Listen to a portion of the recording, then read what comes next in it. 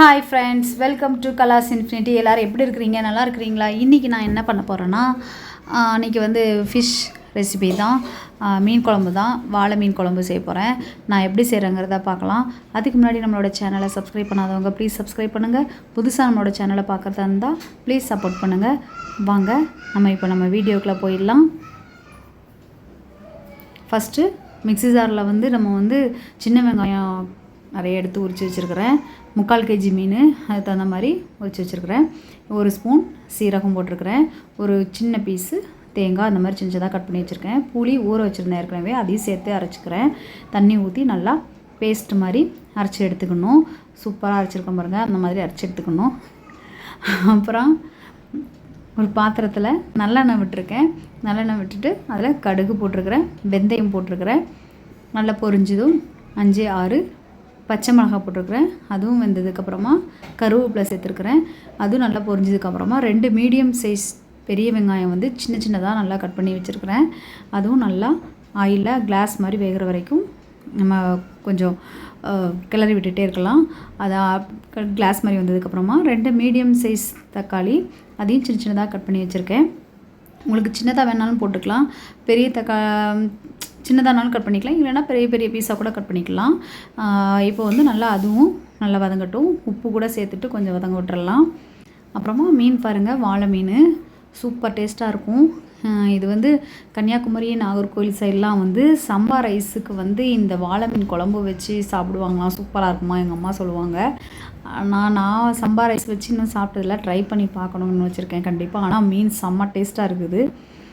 இப்போ நல்லா தக்காளி நல்லா ஜூஸி மாதிரி ஆகிடுச்சு. சூப்பராக அங்கே பாருங்கள், எண்ணெய்லாம் பிரிஞ்சு நல்லா எண்ணெயிலே நல்லா வெந்துருச்சு. மீன் குழம்பு மேக்ஸிமம் நல்ல நிலை சிதமையாக இருக்கும். இப்போது நம்ம ஒவ்வொரு மசாலாவாக சேர்த்துக்கலாம். ஸ்பெஷலாக எந்த மசாலாவும் கிடையாது.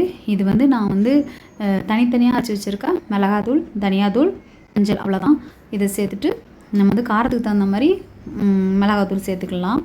எப்போயுமே மிளகாத்தூளை விட தனியாத்தூள் கொஞ்சம் கம்மியாக இருந்தால் டேஸ்ட் நல்லாயிருக்கும், கலரும் நல்லாயிருக்கும். இப்போ எண்ணெயிலே நல்லா கிளறி விட்டுட்டேன். மிக்ஸ் பண்ணதுக்கப்புறமா இப்போ கொஞ்சமாக தேவையான அளவு மட்டும் இந்த மசாலா வேகிறதுக்கான மட்டும் தண்ணி விட்டுக்கலாம். கொஞ்சம் தண்ணி விட்டுட்டு அதையும் நல்லா மிக்ஸ் பண்ணி விட்டுடலாம். இப்போ உப்பெல்லாம் எதுவுமே சேர்க்க வேண்டாம். ஃபஸ்ட்டே நம்ம தக்காளி வெங்காயம் வேகணுங்கிறதுக்காண்டி கொஞ்சம் உப்பு சேர்த்துருக்கலாம், அது மட்டும் போதும். இந்த அளவு மட்டும் தண்ணி சேர்த்துருந்தால் மட்டும் போதும். இப்போ இது பிரிஞ்சு கொஞ்சம் எண்ணெய் வர வரைக்கும் வெயிட் பண்ணிடலாம். பாருங்கள், நல்லா பிரிஞ்சு எண்ணெய்லாம் வந்துருச்சு தனியாக. இந்த டைம் தான் நல்லா மசாலா வெந்துருச்சுன்னு அர்த்தம். இப்படி வந்ததுக்கு அப்புறம் தான் நம்ம தேங்காய் அரைச்சி வச்சுருக்கதை விடணும். சூப்பராக வந்துருச்சு பாருங்கள், கலர்ஃபுல்லாக. நான் எந்த காஷ்மீரிக் மிளகா அது எதுவுமே இது பண்ணல, நம்ம வீட்டில் அரைச்சிருக்க தனி மிளகாத்தூள் தான். சூப்பராக இருக்குது பாருங்கள், நல்லா வெந்துருச்சு.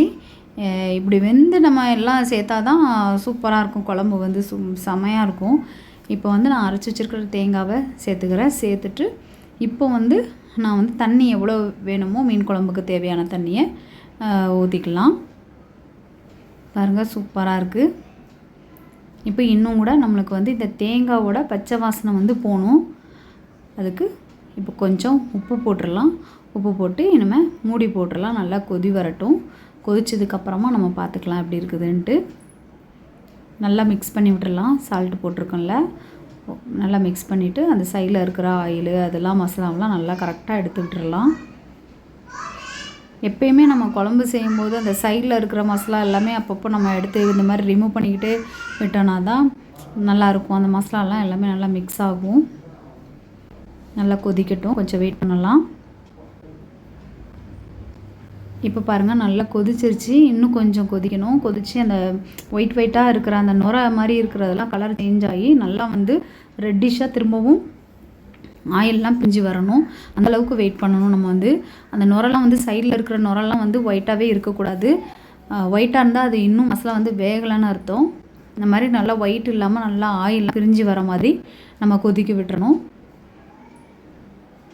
பாருங்கள், இப்போ நல்லா ஆயிலெலாம் பிரிஞ்சு அந்த வெள்ளை நுரெல்லாம் இல்லை. இப்போ மீன் எடுத்து சேர்த்துக்கலாம். வாழை மீன் பாருங்கள் எப்படி கட் பண்ணி கொடுத்துருக்காங்கன்னு, சூப்பராக இருக்குது பார்க்குறதுக்கே. ரொம்ப நேரம் கலரக்கூடாது, லைட்டாக போட்டுட்டு மூடி வச்சிடலாம். பாருங்கள், நல்லா கொதிச்சிருச்சு. இப்போ சூப்பராக எண்ணெய்லாம் பிரிஞ்சு வந்துருச்சு பாருங்கள். மீன் இன்னும் கொஞ்சம் வேகணும். மசாலாலாம் நல்லா வெந்துருச்சு. இப்போ வந்து கொஞ்சம் நேரம் சிம்மில் போட்டுடலாம். நம்ம வந்து சிம்மில் போட்டு கொஞ்சம் நேரம் மூடி வச்சிடலாம். எப்போயுமே ஹை ஃப்ளேமில் வச்சு கொஞ்சம் நேரம் கொதி வந்து மசாலாலாம் வெந்ததுக்கப்புறமா கொஞ்சம் லோ ஃப்ளேம்லேயும் வச்சுட்டு மூடி போட்டுறணும். மூடி போட்டோம்னா இன்னும் நல்லா டேஸ்ட் கொடுக்கும் குழம்பு. இங்கே பாருங்கள், நான் சிம்மில் போட்டுட்டு கொஞ்சம் நேரம் மூடி வச்சுட்டேன். இப்போ பார்க்கலாம் எப்படி இருக்குது நம்மளோட குழம்பு அப்படின்ட்டு.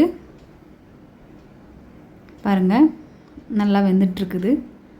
சூப்பராக ஆகிட்டு, கலர்ஃபுல்லாக ஆகிடுச்சு. செம்மையாக பிரிஞ்சு வந்துருச்சு பாருங்கள்.